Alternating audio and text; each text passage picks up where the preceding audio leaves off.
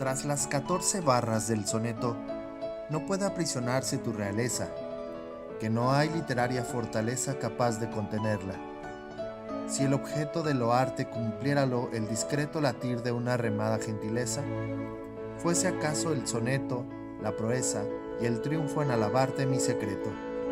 Pero es que tú, león, haces tu historia y la cuentas tú misma. Tus deberes son todo lo que alienta tu memoria. Al trabajar, olvidas los placeres.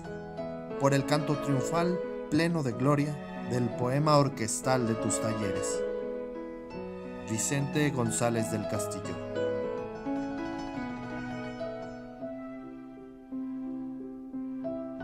La palabra hospital deriva del latín hospitalis, que quiere decir afable y caritativo con los huéspedes. En español antiguo existía el adjetivo hospedable, que significa perteneciente o relativo al buen hospedaje. La palabra hospital está ligada igualmente al vocablo hospitium, o sea, hospicio, casa destinada a albergar a pobres, peregrinos, inválidos, viejos o enfermos. Sinónimo de origen latino es nosocomio, derivado del griego.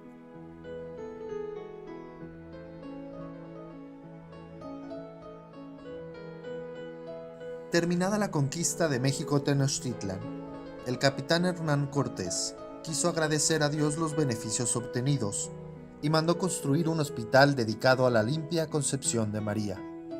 En la entonces calzada de Iztapalapa, hoy avenida Pino Suárez, se levantó el hospital con trabajos que iniciaron en 1529, bajo la dirección del alarife Pedro Vázquez, y que no concluyeron hasta fines del siglo XVI, cuando quedaron levantados la parte principal del establecimiento, los patios, las enfermerías y la portada principal, en el lado oriente del predio.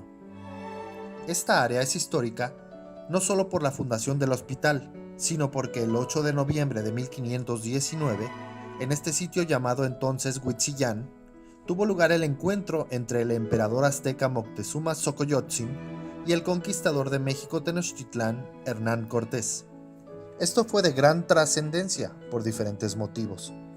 Para la nación mexica marcó el principio del fin de su imperio, pero, a la vez, significó el inicio de un largo proceso que diera luz a la nueva nación, y así, en 1524, tratando de expiar sus acciones de dominio, Cortés dispuso construir en el sitio de ese encuentro el primer hospital colonial de México.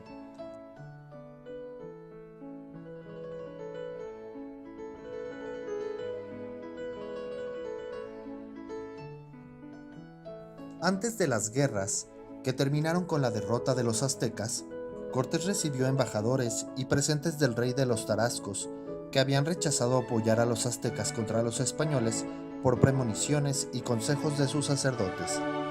Incluso, se menciona que la última embajada de los aztecas al rey Tarasco coincidió con la muerte de dicho rey debido a la epidemia de Matlazáhuatl, y al llegar dicha comisión, el hijo del rey los sacrificó para que acompañaran a su padre en la otra vida.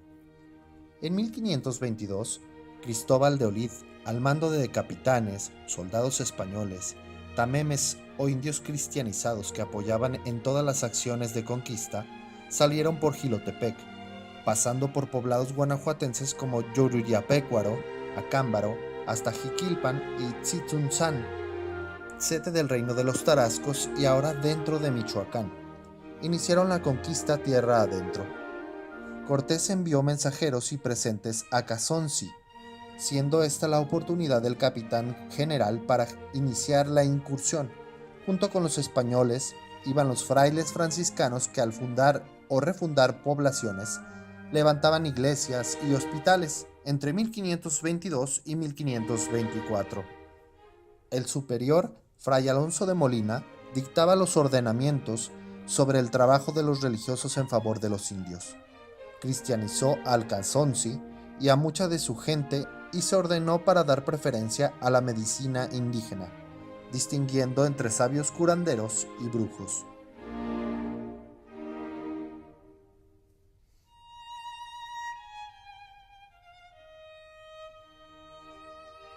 Cuando Cortés fue a España a presentarse ante el emperador Carlos V de Alemania y I de España, llegó a México Blasco Nuño de Guzmán como presidente de la primera audiencia, con autoridad solamente administrativa.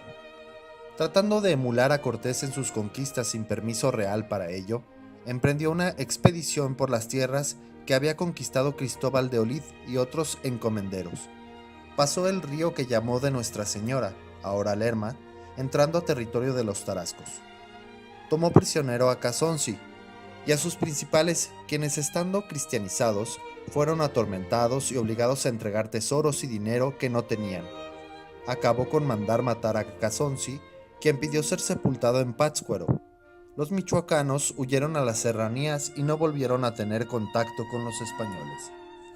Españoles y religiosos avecindados en México informaron a los reyes de España sobre la conducta y atrocidades que estaba cometiendo Nuño de Guzmán. La reina Isabel de Portugal, esposa del emperador, dispúsose a enviar a México una segunda audiencia que corrigiera y aprendiera a Nuño de Guzmán para remitirlo a España y allá juzgarlo. El villano regresó a España en calidad de prisionero por la serie de levantamientos que en su contra se hizo la segunda audiencia. El emperador no perdonó al villano y murió olvidado en España. En 1530, integrante de esta segunda audiencia, llega a México don Vasco de Quiroga, jurisconsulto y teólogo a quien personalmente pidieron los reyes abogara por los indios. El 12 de diciembre de 1531 llegó a su casa del Tepeyac la Virgen de Guadalupe y comenzó la verdadera evangelización en México.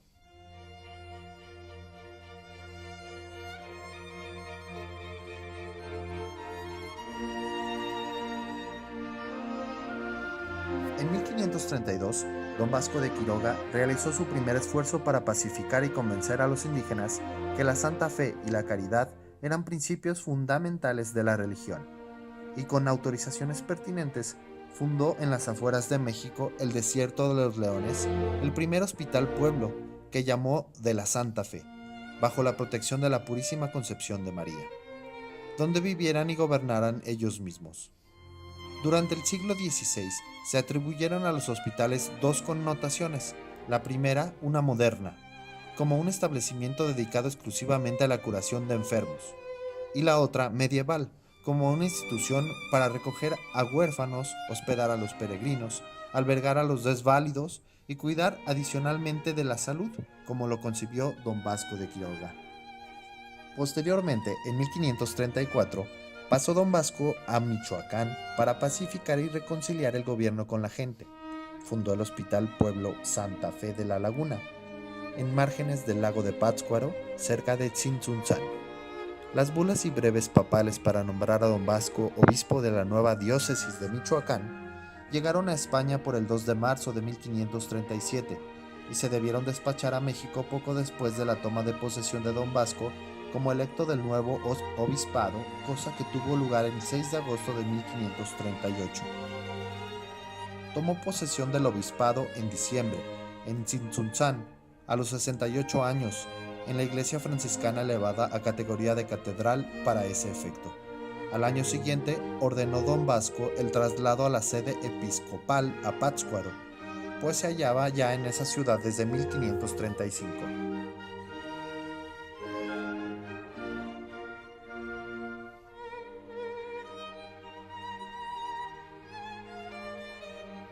La conquista tierra adentro trajo consigo a encomenderos que tenían encargo de preparar tierras para cultivo, cría de ganado y fundación o refundación de pueblos, teniendo la fortuna de descubrir minas de oro y plata que dieron grandes ganancias a descubridores y a la corona española.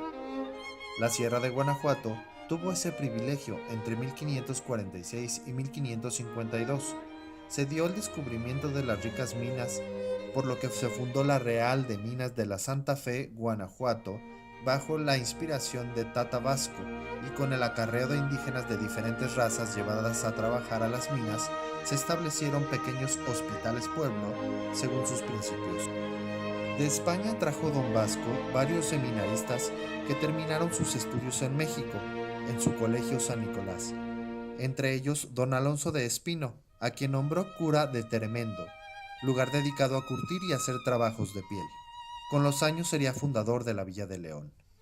Falleció el venerable Vasco de Quiroga en Uruapan a los 92 años y su cuerpo se guarda en la Basílica del Salvador en Pátzcuaro hasta nuestros días.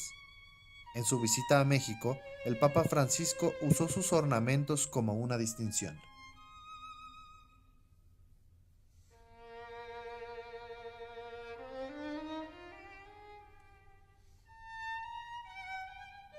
Para la protección de envases o carretas que transportaban los metales desde las minas de Zacatecas a México por la parte de abajo, los militares se veían acosados por los chichimecas que defendían su territorio, además de los salteadores, por lo que el virrey Martín Enríquez de Almanza, originario de León, España, ordenó al ilustre señor Juan de Orozco, del Consejo de Su Majestad, alcalde de la Corte de la Audiencia Real de la Nueva España, fuera a la estancia de Cieneguilla, términos de Guanajuato, para desde allí ir a Valle de Señora, a la poblazón y asiente de la ciudad de León, donde ante él se exhibió y presentó la comisión de mandamiento de su excelencia y refrendada por Juan Cueva, secretario de Gobernación.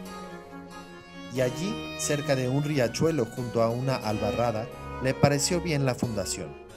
Después de lo susodicho, en 20 días del mes de enero de 1576, el dicho alcalde de Cortes señaló el sitio para el asiento de dicha ciudad o villa, que no completando los 100 vecinos que se comprometan a vivir por 10 años, se llamará la Villa de León de los Chichimecas.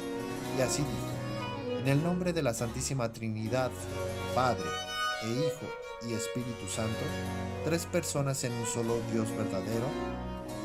En la dicha parte señaló para el asiento e población de la ciudad e villa.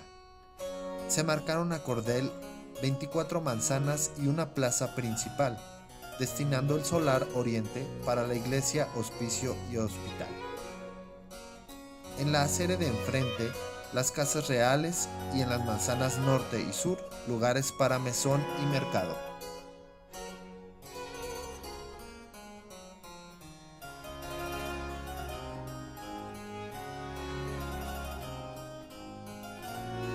A las 10 de la mañana, en el sitio marcado para la plaza principal, se preparó lugar donde el padre Espino ofició la misa y consagró la villa de San Sebastián Mártir, que se festejaría ese día.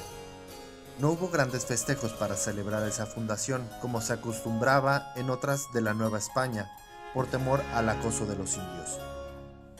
Debido a la inseguridad y necesidad de más y mejor gobierno en la región, León subió a categoría de alcaldía mayor, contando con alcalde mayor y alcaldes menores que colaboraban con el primero. La alcaldía comprendía León, poblados llamados del Rincón, San Pedro, Piedragorda, Abasolo, Guanímaro y Pénjamo, hasta los límites del río de Nuestra Señora, ahora Lerma. Un tiempo gobernó León otros pueblos, pasando el río y hasta las costas del Pacífico, lo que ahora es Tejupilco y las costas de Guerrero. Por ello es que se decía que León tenía mar. La iglesia se terminó y consagró en 1580 y luego pasó a ser parroquia.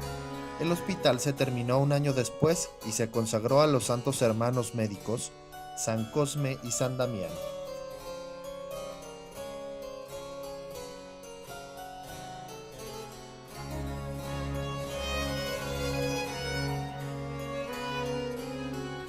A los 10 años de fundada la villa, se dieron 3 eventos que casi causaron su despoblamiento. La primera tragedia fue la muerte del padre Cuenca, uno de los 3 sacerdotes que fundaron León. Iba muy de mañana a celebrar su misa a Comanja cuando le salieron los indios, lo asaetearon y lo dejaron muerto. Uno de los jóvenes sacó los ojos del padre y los arrojó muy lejos. En esos sitios brotaron manantiales que por muchos años dieron agua clara a León, como los azules ojos del padre Cuenca, y muchos indios se cristianizaron a partir de este hecho. La segunda y más importante fue el sacrificio del padre Espino, que al encaminarse a la loza, lo tomaron los indios y lo asaetearon a su manera. El tercer padre fundador, bachiller Soria, prefirió irse a otras propiedades que tenía en Jichú. Se quedó la alcaldía sin auxilio religioso. La comuna nombró emisarios que fueran al obispado de Michoacán a pedir religiosos que llegaran por fin a finales de 1590. Los franciscanos construyeron su iglesia donde estaban las casas reales y éstas se cambiaron a la acera norte de la villa. Por más de 100 años los franciscanos dieron auxilio espiritual y enseñanzas a la población de la Alcaldía Mayor de León.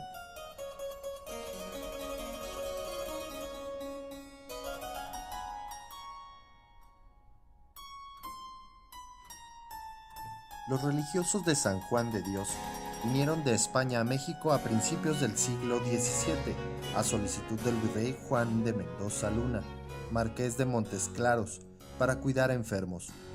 Los religiosos reformaron un hospital al que llamaron del Espíritu Santo, pero el pueblo lo llamó San Juan de Dios.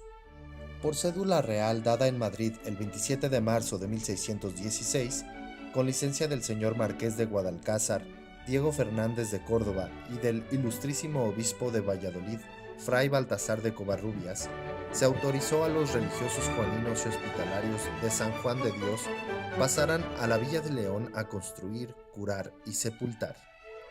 El primer superior juanino fue Fray Alonso Pérez de Alcaraz, y para 1618 lo fue Fray Mateo de Jesús. En el corto tiempo que fue prior, Fray Alonso Pérez reparó el hospital. Las autoridades de la villa les otorgaron un terreno rústico al sureste de la villa, colindante con el río de Señora, después llamado Río de los Gómez, para que construyeran nuevo hospital, convento, templo y cementerio. Se haría realidad lo que quería Fray Alonso, un espacioso y dilatado campo, en donde siquiera se dilatasen los corazones de los pobres enfermos y no se acongojasen con tanta estrechura.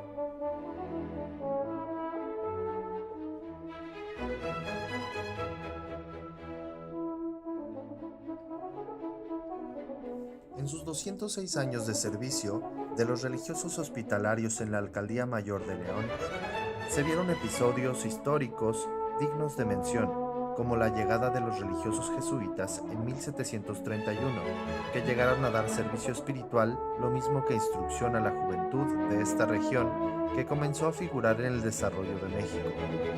En 1732 llegó la imagen de la Madre Santísima de la Luz, traída por jesuitas y ganada, su original de Italia, ya que la señora escogió León de México y desde entonces está con nosotros esa imagen. Los jesuitas construyeron el templo de la Compañía en el centro de la ciudad, atrás de la parroquia, y comenzaron otra obra de mayores proporciones que la gente llamó Segunda Compañía, en lo que es ahora la Catedral Basílica. Los jesuitas fueron expulsados de México en 1767. Episodio sangriento para todo el país lo fue la Guerra de Independencia, en la que tomaron parte activa los juaninos, ya que por sus votos debieron dar asistencia a heridos de ambos bandos, pese a la actitud prepotente e insultante del sanguinario Félix María Calleja del Rey durante sus estancias en León, hasta su paso a Virrey de México.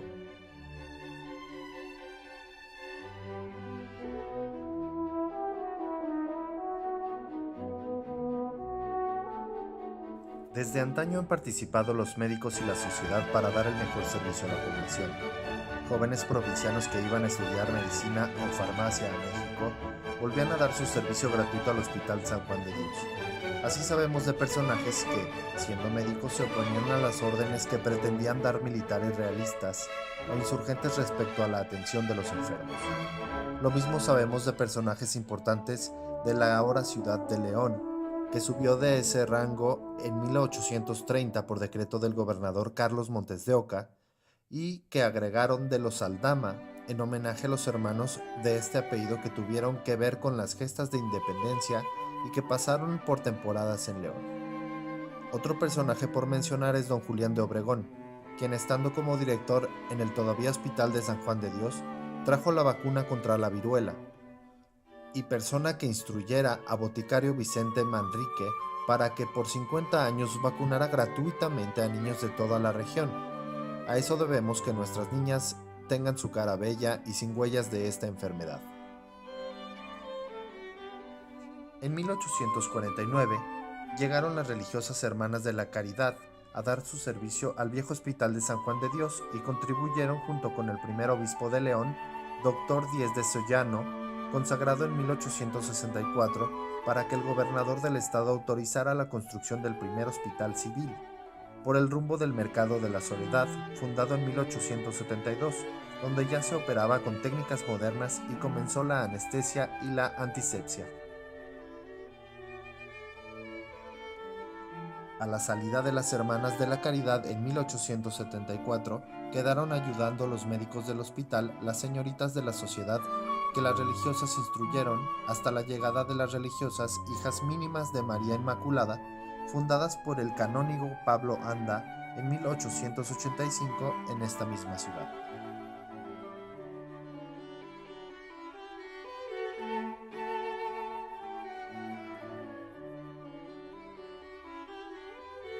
Una vez establecida la República Mexicana y con el devenir de los tiempos, se vio el auge que tendría León debido a sus tierras productivas, a las industrias y el comercio que se daba en este bajío también llamado Ciudad del Refugio, pues desde la naciente Alcaldía Mayor, la Subdelegación y la Ciudad de León, por sus conexiones con el resto del país y su gente estudiosa y laboriosa, se lograron avances importantes, desde la apertura del Colegio del Estado, el teatro doblado, grandes industrias de la curtiduría y fabricación del calzado, artesanías y comunicaciones por ferrocarril.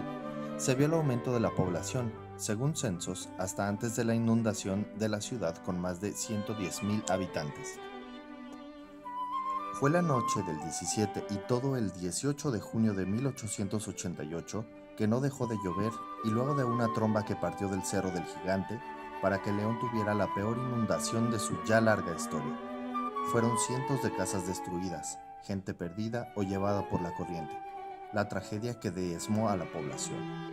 El hospital fue insuficiente para atender heridos y muertos que llevaban a su morgue. Los médicos trabajaron día y noche hasta lograr mantener la calma y satisfacer las necesidades de enfermos y desheredados. Gracias al coraje y arrojo de sus ciudadanos, como el ave fénix, pudo salir su situación. De toda la nación y del extranjero llegaron ayudas, decían diarios y revistas.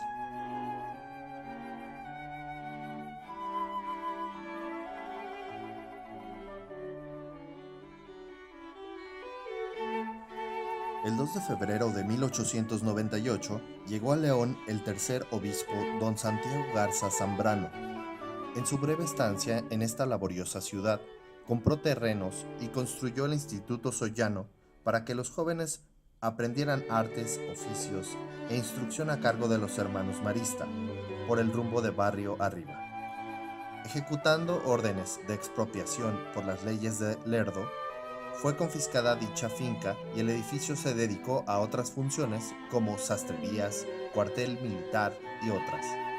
En 1913, un grupo de jóvenes leoneses solicitaron la instalación de la Delegación de Cruz Roja, movimiento altruista, que se había difundido mundialmente justo en los inicios de la Revolución Mexicana y la Guerra Cristera, en la que tuvo presencia nuestro Bajío mexicano. Como el primer hospital civil ya era insuficiente para atender a enfermos y ahora heridos de las revueltas, el gobierno del estado decidió adaptar el Instituto Sollano para ser sede del hospital llamado Benito Juárez, que, una vez adaptado, se inauguró en enero de 1916. Este nosocomio ya contaba con sala de operaciones cubierta de mosaicos y grandes ventanas para recibir luz. Lo mismo tuvo pabellones para partos, hombres, mujeres, niños y un pabellón para enfermos infecciosos. Grandes personajes de nuestra historia leonesa pasaron por este querido nosocomio y allí mismo se vio la llegada de sueros, vendajes, anestesias, transfusiones, sulfas, antibióticos y rayos X, procedimientos que fueron implementados por médicos que pasaron del primer hospital civil hasta jóvenes llegados de la Universidad de México con nuevos conocimientos y aplicaciones.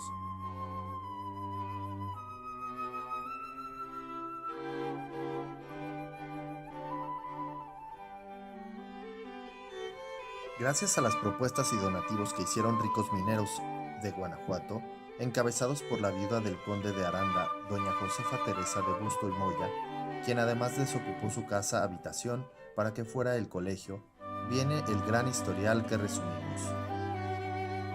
La historia del que fuera colegio del Estado puede dividirse en 3 etapas, de 1732 a 1767, como Hospicio Colegio de la Santísima Trinidad a cargo de los jesuitas, una etapa intermedia cuando fue seminario, y la segunda etapa 1785 hasta 1828, que comprende la apertura del Colegio de la Purísima Concepción de María a cargo de los religiosos filipenses. Finalmente, la tercera etapa de 1828, en que se reinaugurara como Colegio del Estado de Guanajuato con carácter oficial hasta el 24 de marzo de 1945, en que se convierte en Universidad de Guanajuato con la creación de nuevas escuelas, entre ellas la Escuela de Medicina de León. En marzo de 1945 se inauguró la carrera de médico cirujano en León por el número de médicos que ejercían en la ciudad y se consideraron competentes para esta docencia.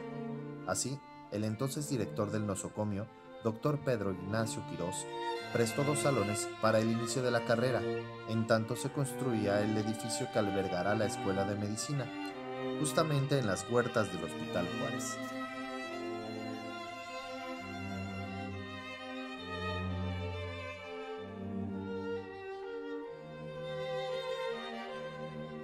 En el mismo año que comenzó la Escuela de Medicina, se dio la temporada de elecciones para presidente municipal y el partido oficial puso como candidato nada menos que al querido Dr. Quirós, director del Hospital Juárez.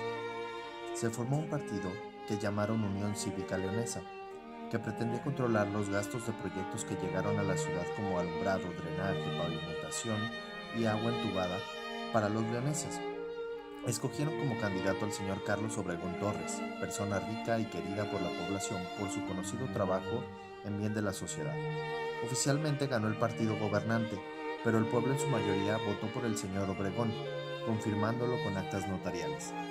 Como debía tomar posesión el 1 de enero de 1946, al doctor se le pidió no tomara posesión y él prometió hacerlo acudiendo al gobernador para presentar su renuncia, pero este le dijo que sería presidente a como diera lugar. Llamó al encargado de la zona militar y le pidió imponer el orden y a su presidente a como diera lugar.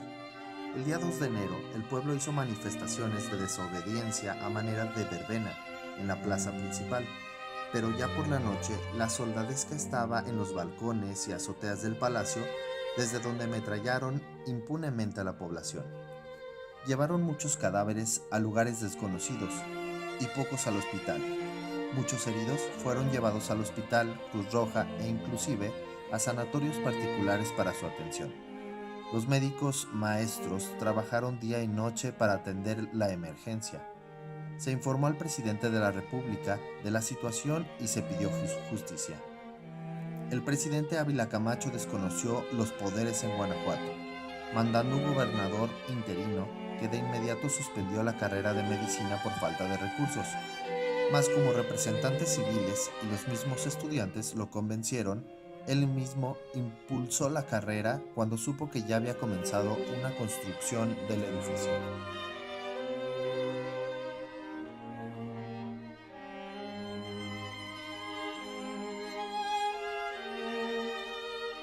Con el coraje de no haber podido resolver completamente la situación durante y después de la masacre, los doctores y maestros de la nueva escuela de medicina decidieron tocar puertas para tener un hospital moderno y suficiente para la docencia. En varias ocasiones lograron entrevistar al gobernador del estado, el querido licenciado José Aguilar y Maya, quien los recomendó con conocidos políticos en México, ya que él había trabajado para la Suprema Corte de Justicia. Por fin se puso la primera piedra cuando vino a su campaña el licenciado Miguel Alemán Valdés, pero la obra no arrancaba. Posteriormente, el licenciado Aguilar y Maya llamó al doctor González Soto, ya director, para presentarle al arquitecto que se haría cargo de la construcción de un magnífico hospital que presentó como proyecto. Tendría el edificio de 5 plantas y contaría con camas sensables, cirugía, partos, pediatría, sala de hombres, sala de mujeres, servicios como laboratorio, rayos X, comedor, sección para médicos internos y una sección para pensionados, morgue o anatomía patológica, solarum, etc. En septiembre de 1955, con jornadas médicas previas como las hubo cuando inauguró la Escuela de Medicina, su edificio en 1952, se realizó solemnemente la inauguración del hospital, que quedó en 3 niveles, para que no fuera un elefante blanco, dijo el gobernador, que entonces ya era el querido maestro doctor Jesús Rodríguez Gaona. Un hospital digno para una escuela de medicina digna.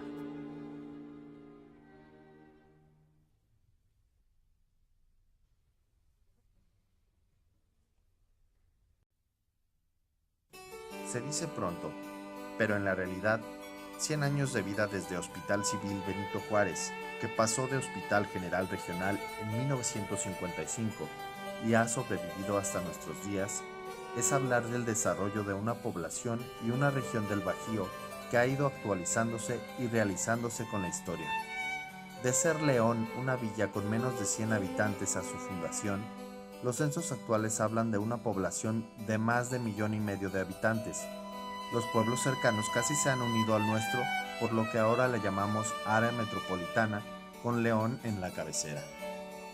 Los servicios de salud se han incrementado tanto en forma particular como sociedades, sucursales y los centros de salud. Con el Instituto Mexicano del Seguro Social, inaugurada su clínica Hospital T1 en septiembre de 1964, con especialidades y sus servicios regionales, han incrementado su presencia y se han modernizado o abierto nuevos centros como el Hospital Aranda de la Parra, que trabaja desde 1939, el Hospital San José, que fundó el padre Anda por 1870, luego Sanatorio Pablo Anda y ahora Hospital Pablo de Anda. Hospital Regional de Alta Especialidad para el Bajío, abierto en el año 2004. La construcción y apertura del Campus León de la Universidad de Guanajuato, con carreras de medicina, enfermería, psicología, nutrición y nuevas carreras para el sector salud como medicina física y rehabilitación, que comenzaron a trabajar en el antiguo aeropuerto de San Carlos desde 2008 y gracias a una donación de 6 hectáreas para que el gobernador Miguel Márquez Márquez anunciara en los festejos del centenario del Hospital Civil, León tendrá un nuevo Hospital General Regional. El hospital, durante la construcción de los más de 39,000 metros cuadrados, generará 1,000 empleos y contará con 250 camas de hospitalización censables y 150 no censables, 50 consultorios de especialidades y subespecialidades, unidades de neurotraumatología, quimioterapia, diálisis, medicina interna, cirugía oncológica y general, así como áreas auxiliares de diagnóstico, unidad quirúrgica, tococirugía y urgencias. Tendrá 617 cajones de estacionamiento para personal, visitantes y 48 para personas con discapacidad, así como vialidades internas, plaza de acceso, áreas jardinadas y caseta de control. Área para estancia de familiares y pacientes. Contará con lo último en tecnología. 99% de la iluminación será a base de luces LED. Utilizará calentadores solares, sistemas de aire acondicionado ahorradores y sistema de bombeo de agua eficiente.